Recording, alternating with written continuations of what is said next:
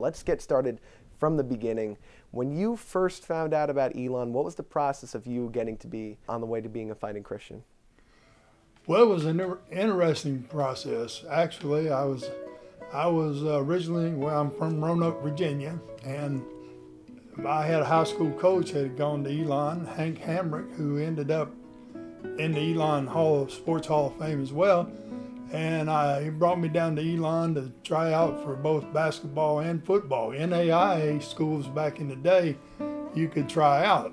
I tried out for basketball, and Coach Miller at the time had extended all of his money as far as scholarships. So I went down to the football office and worked out there, and they offered me a partial scholarship. I was excited about that, but I still wasn't sure at that point what I really wanted to do. My love at that time was more basketball, even though I enjoyed football a whole lot, which thank goodness I did the way it's turned out.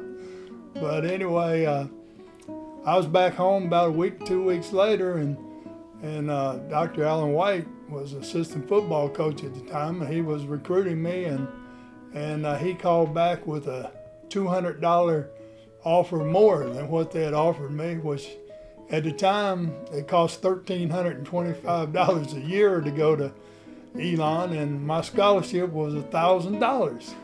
So my mother and dad both worked for the city of Roanoke, and my dad was a fireman, firefighter, and my mother worked in the Parks and Recreation, so that was a lot of money, and it was a big help for her. So I decided I was going to Elon.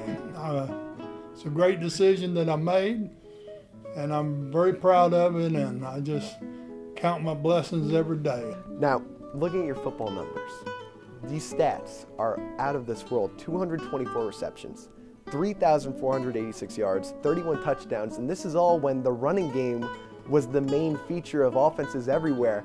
You were like that hybrid tight end that we see more nowadays. How do you explain how you were able to do so well in a sport that was dominated on the ground? Well, I have to attribute my coaches.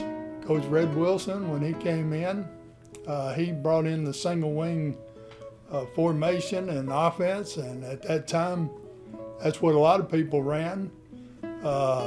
But he kind of broke the wing a little bit, the single wing, and made it more of a shotgun type offense. Like I said, it was my coaches and also my teammates. Obviously, I've been in football my total life after Elon, and I realized it's not one person. And as a coach, we all realize that it takes a team. It takes everyone doing their job and pulling together and to have the success that everybody can enjoy. What do you have to say about the fact that those records stood for so long, that your mark was left in that school? Is it really put into perspective how special your time as a fighting Christian was? Well, I guess a year just kind of go by, you know. I didn't really think about they would stand that long. Obviously, with different offenses that came after I left Elon, there were some that were more pass-oriented and others that obviously were more run-oriented. I remember our son Jason McGeorge. He was a graduate assistant, got his MBA from Elon. We're very proud of him.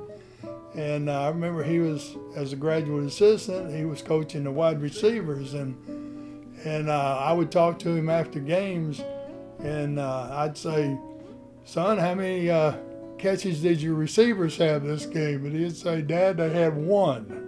I said, "One?" He said, "Yeah, we didn't throw it but 3 times."